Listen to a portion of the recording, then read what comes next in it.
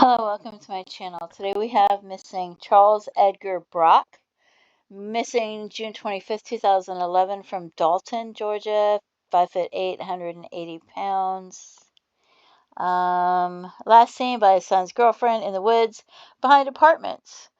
Weather was extremely hot. She stated he was walking and running through thick brush, briars, and wading swampy areas and acting paranoid, like he was trying to elude someone, not staying on trails.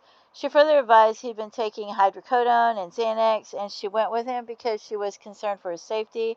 She was unable to keep up with him, and his family has not had any contact with him since. Brown hair, mustache, blue eyes, birthmark on right shoulder. Here's a picture of him. And then here's some newspaper articles. I'm not sure if that's him or not, but it says Charles Edgar Brock.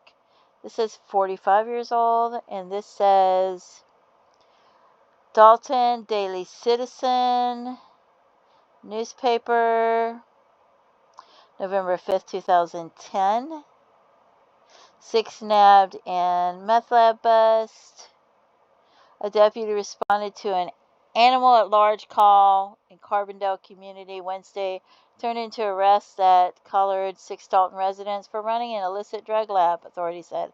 Charged with manufacturing methamphetamine by the Whitfield County Sheriff's Office were Charles Edgar Brock, age 44, Crystal Nicole Brock, 20, Sean Christopher Brock, 21, Casey James Ledford, 30, Wanda Mary Beth McKeon, 21, and Charlie William Young Jr., 67.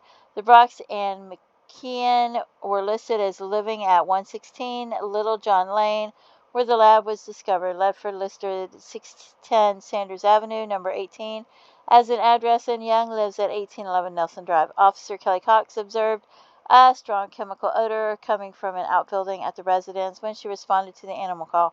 She wrote in an incident report that she had heard male voices and a female discussing blowing expeculative up from inside the building, and she called for backup.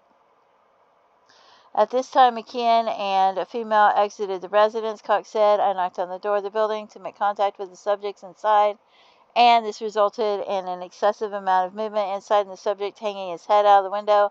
Cox said she advised Charles Brock and another female to leave the building after another deputy arrived as backup. Sean Brock and Ledford exited the garage. Crystal Brock arrived at the scene at this time and stated she was not going down for them having drugs, and that is why she had left the residence. Cox said Charles Brock and Sean Brock went into the residence to retrieve their identification, and while in a bedroom, a deputy observed a spoon and a handheld butane torch on the closet floor. The report said one of the Brock men then advised the officers Young was in the attic in the garage. Cox called Young down from the attic and removed everyone from the residence. The report said a detective arrived, obtained permission to search, and discovered an active meth lab. The search warrant was then obtained. And I'm not going to read the rest of this. You can finish reading this. And I will just leave it paused. You can pause it and read it. So, I'm not sure if it's the same person. And then we have this. It's the same picture, right? Oh, yeah, but it doesn't have the picture on the other one. This just says July 2nd, Sheriff's Office seeks information on missing man. So I'm not sure if that's...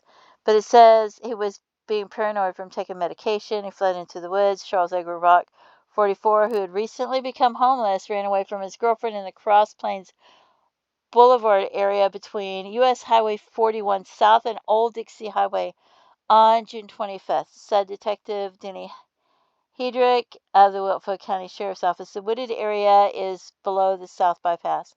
They had been living at a residence on Little John Lane in Carbondale, and when they got out of jail in Gordon County, there was a sign on the door saying they couldn't live there anymore. His girlfriend said he was on medication, Xanax and hydrocodone, and it made him paranoid. She took off after him, and he ran, and she couldn't keep up with him. 5'9", 190 pounds, brown hair, blue eyes. You can pause this and read it if you want to. So, no idea what happened to him. Apparently no one's seen him since then. So I'm going to look at some John Does. And we have John Doe found in Augusta, Georgia, which is pretty far away. December 18, 2016. Estimated year of death, 2010 to 2016. Estimated age, 44 to 64. Height could be anywhere from 5'4" to 6 foot tall. Scattered human skeletal remains were located in the woods of the Brickyard Pond Hunting Club by hunters in the area. No clothing, footwear, jewelry recovered. John Doe found in Beaufort County, estimated age 18 to 50, estimated height 5'5" to 5'8". Found July 21st, 2015. Water Authority crew was clearing a wooded area when they discovered the remains. And then if we go a little further away, we have a John Doe found in Jacksonville, Florida, August 21st, 2011. Estimated age 48 to 70 years old, estimated to be about 5'9", found in a wooded area off of Arlington Expressway behind Bethel Baptist Church. The area is known to be frequented by transients in the area. There's the clothing. And then we have a John Doe found in Alexandria, Virginia, estimated age 50 to 69, body found August 20th, 2012. Estimated PMI 10 months. Estimated height 5'8" to 6'2". Construction workers found skeletal remains in a wooded area. Interval between death and discovery months to years. Gray, partially gray hair. And there's some of the clothing mentioned to be with them. You can pause that and read it. It's very sad indeed. If you have any information about what might have happened to him, please contact authorities and let them know.